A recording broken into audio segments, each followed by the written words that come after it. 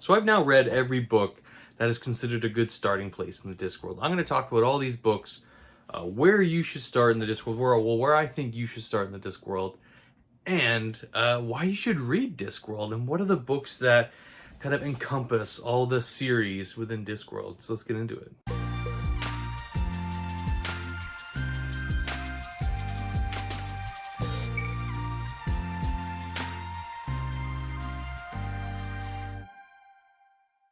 Thank you to my patrons for supporting the channel and making it the best it can be. Hey fantasy fans, it's Dan here from TreeBeard Book Reviews, and today we're going to be talking about my favorite series of all time, The Discworld by Terry Pratchett.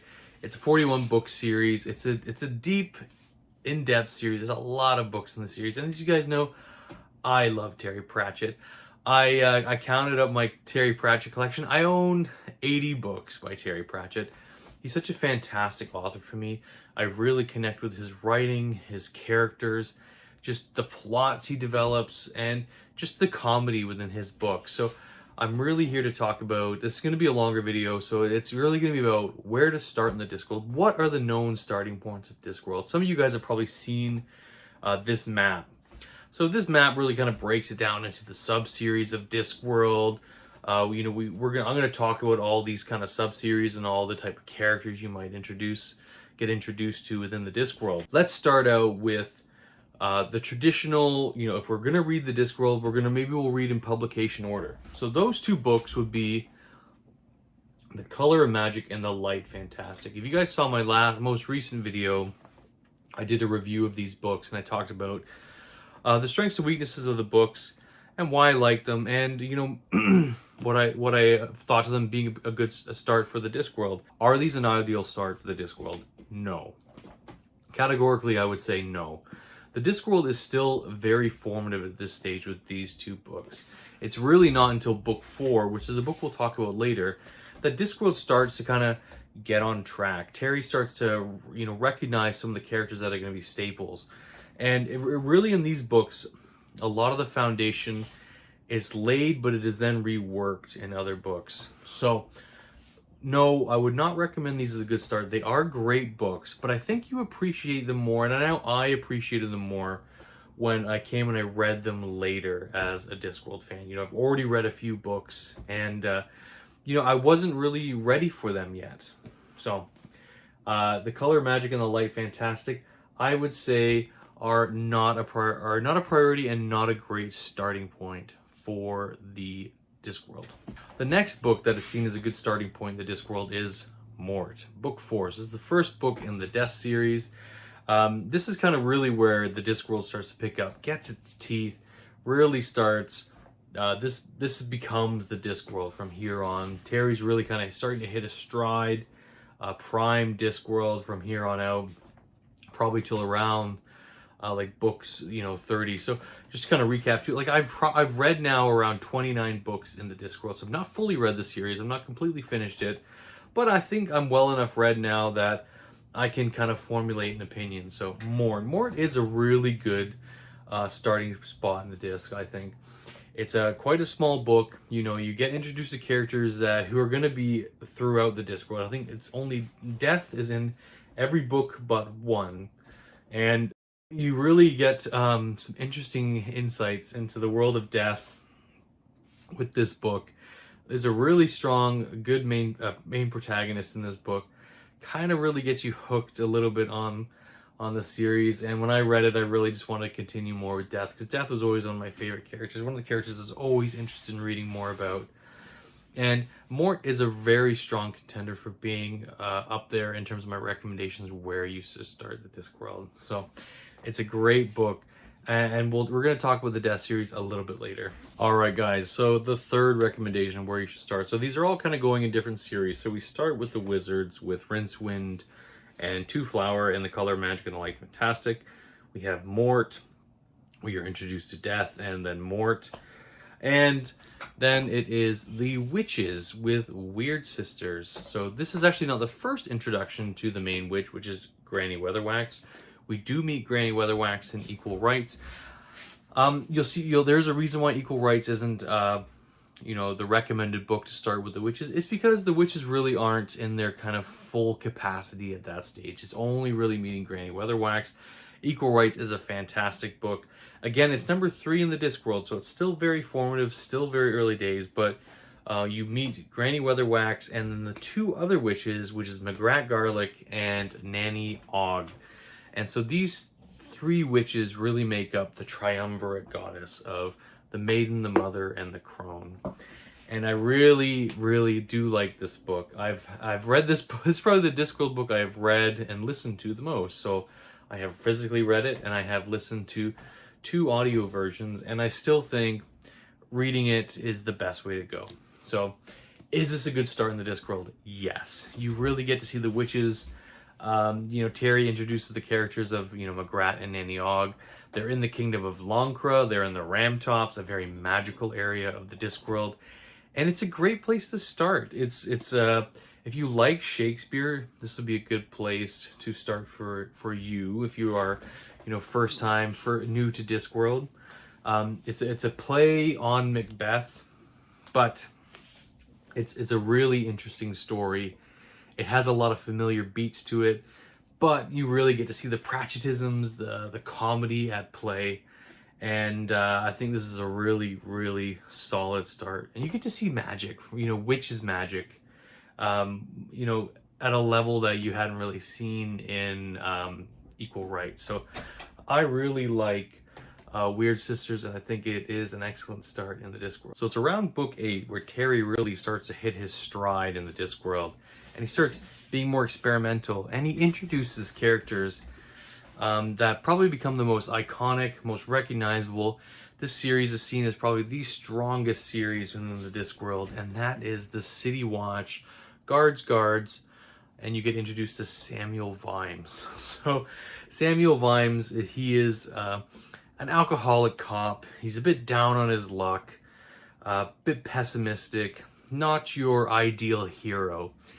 And it's with this book, Guards, that Terry really looks at, the City Watch, these police officers in Ankh-Morpork who are typically seen as kind of useless. They aren't really, needed to run the city. Crime kind of solves itself in a sense with the system that they have going. So it's really around this book and on in the Discworld where it's so such a solid series, and a lot of the characters you're going to see in this book are going to carry forward, such as the wizards you meet in Unseen University, the City Watch members with Samuel Vimes and Carrot and Nobby and Sergeant Colon. So, yeah, this book, it's a fantastic book. It's a fantastic place to start in the Discworld. And, we're going to get through all these other books first that are recommended starts, and then I'm going to pick my favorites and kind of, break it down a little bit further. But if you like cops, if you're interested in the police force, or you like kind of an underdog story, this is your starting point for the Discworld. It's a really fun story. It had a lot of laughs. It really introduces a lot of cultures as well. It introduces the idea of kingship and what it means to be a leader. And it's a fantastic story, guys. And so that would be my next pick as a good starting place is Guards. So my first standalone on this list was, there are several books that are not just part of a series in the Discworld. There are some books that are standalones, and I'm going to talk about the standalones a little bit later.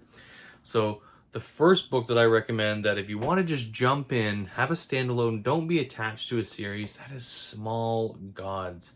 So Small Gods, you are following Brother. He is a worshiper of the god Om. Om is a very militaristic god. So this is actually set back in the ancient past of the Discworld. So you don't need to really know any prior knowledge. You don't have to know anything about the Discworld.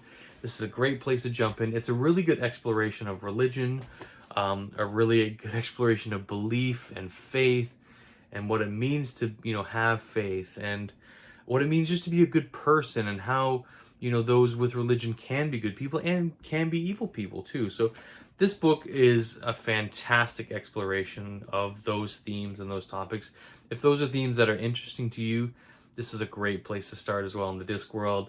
just a really compelling cast with Brother. Brother, you know, he's seen as kind of a simpleton, but there's so much there that's just layered behind this character, and he's such a wonderful soul that you just instantly get attached to the character of Brother. And it's also got one of the best villains in the Discworld too. So Small Gods, a fantastic place to start. And again, we're going to break down and talk about a lot of the other standalones in the Discworld. And the last book, and it's the place where I started in the Discworld, and that is Going Postal. So Going Postal is a little bit later in the Discworld. It's, I believe, book 32 or 33, so it's really late in the series.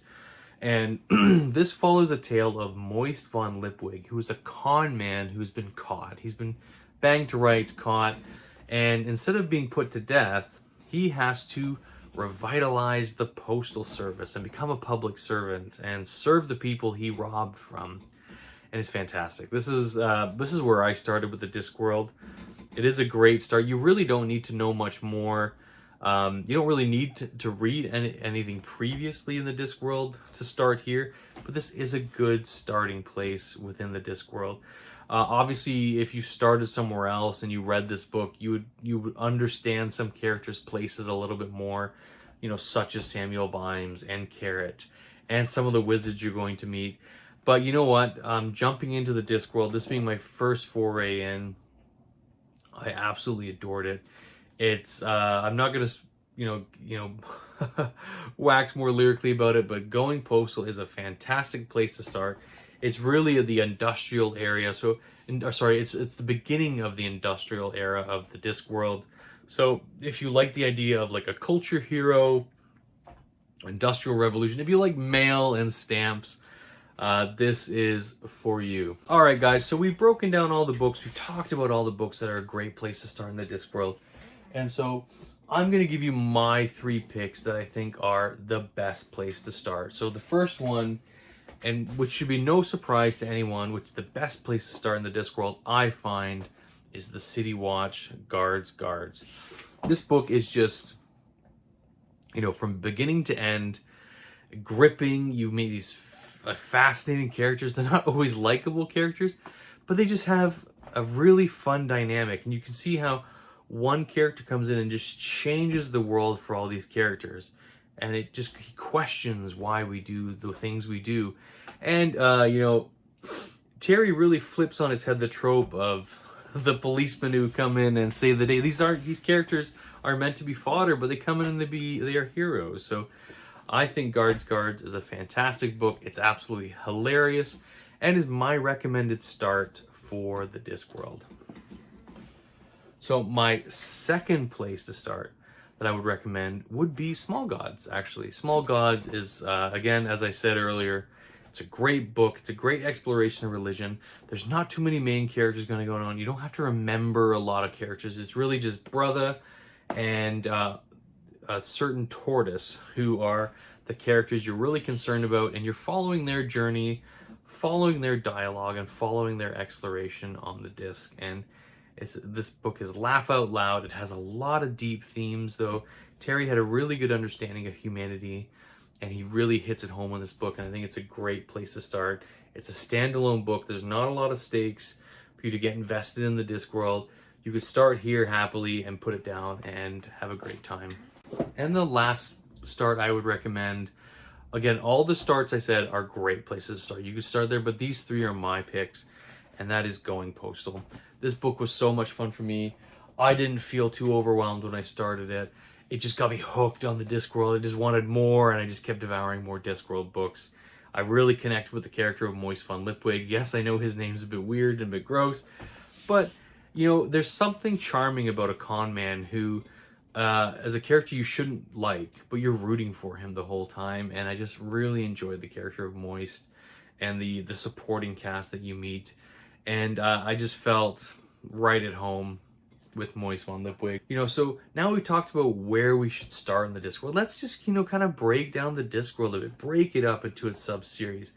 You know, have a little bit of understanding of kind of what's going on in the disc and what books belong to certain series. So the nice thing about all Discworld books is they're quite self-contained. There is there's a big, like any story, the beginning, middle, and end, but they don't really need a lot of prior knowledge. You can come in, pick up a Discworld book, have fun with it, enjoy that story. There is a resolution in that book. There's nothing that really kind of needs to be continued. My one caveat for that is probably the color of magic and the light fantastic, where they are really a duology and they should be kind of read back to back. So let's kind of look at now the first series within the Discworld, which is the Wizards. All right, guys, so let's look at the Wizards books. So as you can see here, we have our Wizards books. We have the Color of Magic, the Light Fantastic, Sorcery, Eric, Interesting Times, The Last Continent, and finally Unseen Academical. So the Wizards, I've only really read the 2 books in the series. I've read The Color of Magic and The Light Fantastic. I'm going to be reading some more this year. I've really enjoyed my time with Rincewind the Wizard. That is the main wizard, from my understanding, is the wizard that you will be following and carrying on with in the series. So Rincewind is the main kind of protagonist of the Wizard series. So if you really, as I said, The Color of Magic and The Light Fantastic are the okay starting points. If you wanted to start in publication order, you'd probably get a lot more of the Wizards early on, because there's a few books that are like I said, with Sorcery being, I believe it's like book 5, so it picks right back up with the Wizards and Rincewind. So Wizards, they're just a fantastic kind of goofy bunch. It's really not till a little bit later in the Discworld where they kind of formulates that one crew of wizards, like with Rid Cully and the Dean and the Bursar. And they're just really kind of funny. They're really funny guys. So, yeah, the Wizards are, like, they're just wacky. They're goofy. It kind of shows you that those in academia are kind of the craziest people of all, who are seen to be the smartest. And, even though they're wizards, like, their kind of solution is just blow stuff up and ask questions later. So they are a fun bunch. I really enjoy that series. I'm looking forward to reading a lot more with the Wizards. And yeah, so let's carry on to the next series that I'd like to talk about. It is the Witches. So the Witches, we carry on with the first book being Equal Rights, then Weird Sisters, Witches Abroad, Lords and Ladies, Masquerade, Carpe Jugulum. So this is I guess era 1 of the Witches, where we get the first iteration.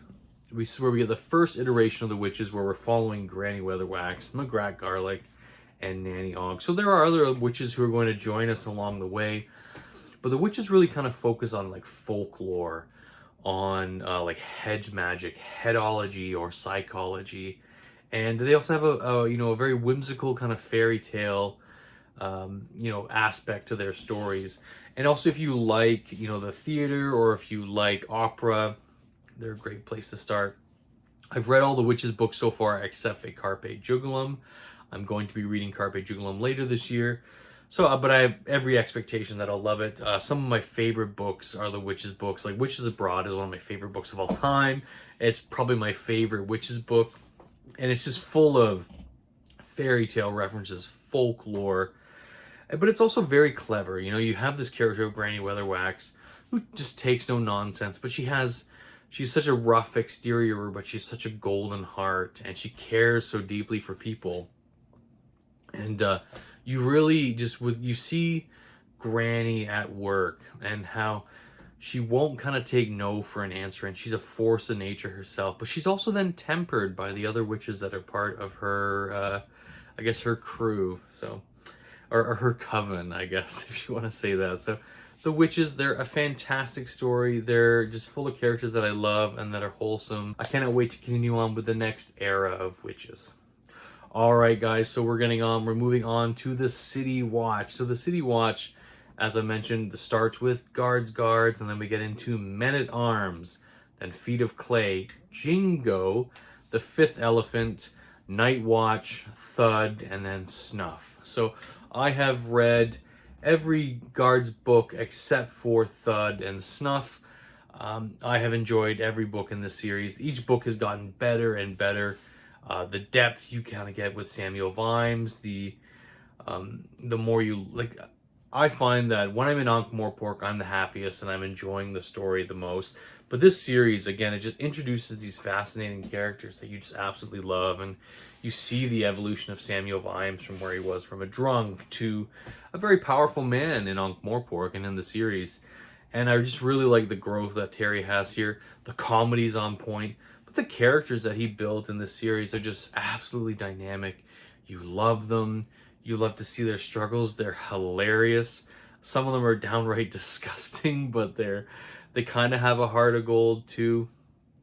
And I find Vimes comes up against some of the most interesting villains within the Discworld, especially in such books as like Feet of Clay. Well, actually, all of them really. You know, Feet of Clay, Jingo, The Fifth Elephant, Night Watch. Just fascinating villains in these books, and they're all really good. Even like Guards and Men. Like this, there's not one bad book in this series, and every subsequent book has been better than the last. Guards was fantastic, and I didn't think it would ever get better for me for enjoying the Discworld, and it does. You know, Men at Arms is better, and Feet of Clay is better than Men at Arms, and even Jingo really took it to that next level. So, and they just, again, every entry's been extremely solid, and I have no doubt that Thud will blow me out of the water. Thud is probably regarded as the everyone's favorite City Watcher, but it's all subjective. As I said again, all the Discworld books can kind of be read standalone, can be read, and enjoyed individually. So that is the City Watch. The Death series consists of 5 books. We have Mort, Reaper Man, Soul Music, Hogfather, and The Thief of Time. So the one thing to say about the Death series, I have read all these books. They are great reads, but Death really isn't the main character. Death is still a side character. You see more of him than you would in a typical book, but it's really kind of an exploration of Death's humanity, which is funny to say because he's just a anthropomorphic skeleton. To spit that word out. He is this being who is eternal, who has so much compassion and love and a curiosity, a childlike curiosity for the world, and is fascinating with life. The thing is with Death, he doesn't kill. He just takes you to the next stage in your life. And he's such a warm character. And, if there was any wish that I had in this world, it would be that, we would be greeted by the death of the Discworld in this life, or when this life comes to an end, because he's such a compassionate being. He does try to kind of cheer you up with a little bit of a joke, but he's also extremely serious too. So I really love this character of Death. But it's really about this, the supporting cast within these Death books that elevate this series to what it is. I think my personal favorite is The Hogfather. I can see myself reading The Hogfather every year. It's a very festive book. It's really about, truth and lies, and the lies we tell ourselves, and belief as a system, and how, things are born through belief, and how humanity has to believe. And it's just, these books, they really make you think. And where I thought I might not have enjoyed a Death book as much as, say, another book in the series, there's some books within that Death series that really made me think, especially like Reaper Man at the end. It's such deep meanings. As I said with Terry, he had such an understanding of the human, the human experience, and he throws a lot of themes into his book that it's sometimes are hard for you to digest as a reader, but he does it in a satirical way, and he's never really punching down. He's always kind of punching up at structures and structures of oppression. And he's a very interesting writer, and I think he really hits it home in this series with the Death series. So, and there's a funny book too, like Soul Music. If you're a musician and you like music, or you're just a music buff, that's really a book for you. And I would recommend picking that up if you really enjoy music. I'm not a big music person, so a lot of the references went straight over my head, but it was still fun nonetheless. Now we're going to take a look at some of the standalone books that kind of exist in the Discworld. We have Pyramids, Small Gods, The Monstrous Regiment, Truth, Moving Pictures, Amazing Maurice. So let's kind of like talk about some of these books. I haven't really read all of the standalones in the Discworld. I believe the only ones I have read are Pyramids and Small Gods. These are actually kind of considered part of the Old Gods series, which also kind of ties into Hogfather loosely. That is an omnibus that they kind of pair together. But as far as my kind of exploration on the standalone books, they're all really fantastic. They're a lot of fun to read, and I've really enjoyed my stay with the limited Discworld books that are standalones that I have read. So these are true standalones. They don't really connect to any other series, but there is one that I do want to mention that I haven't really talked about yet, and that is The Last Hero. The Last Hero is the tale of Cohen the Barbarian. It's a character who you meet in The Light Fantastic for the first time. He is a legendary barbarian. I actually have not read this one. This is a fully illustrated edition of The Last Hero. But from my understanding, it is just an exploration of the life of Cohen and his life and his quest for the end of his life, really, because he's an old barbarian. So those are really the big standalones within the Discworld. As I said, and every kind of Discworld book can be kind of read as a standalone, but some books are better grouped as a series. And the thing with Discworld, the more you read, there's just more that kind of helps flesh out and makes you enjoy that world you're a part of. So let's move on to some more series in the Discworld. All right, so now we're at the Industrial Revolution era of the Discworld. It kind of really begins with Truth, which is, as I mentioned, a standalone earlier. But we start with Going Postal. So all these books follow the life of Moist von Lipwig. He is a con man. So we have Going Postal, Making Money, and Raising Steam. So these books, I've only read Going Postal. I'm looking forward to reading these next two entries. I just love the character of Moist. I know with the last book, Raising Steam, it kind of had run into some issues I've heard, but a lot of that probably stems from the illness that Terry Pratchett was dealing with near the end of his life, which was a very aggressive form of Alzheimer's. And so the story might not be as fully baked, and that is fine. We'll leave that with where it is, and I'm sure I'll enjoy it. But this is a great series. It's really we're a turning point in the disc where the disc is starting to pull in some more modern kind of technology that you see kind of sparking its way around through the disc in earlier books, but it really starts coming to fruition in this book. The last series in the Discworld, the final book in the Discworld series is part of this series. This is the second era of Witches. It's considered more of a young adult or YA series in the Discworld.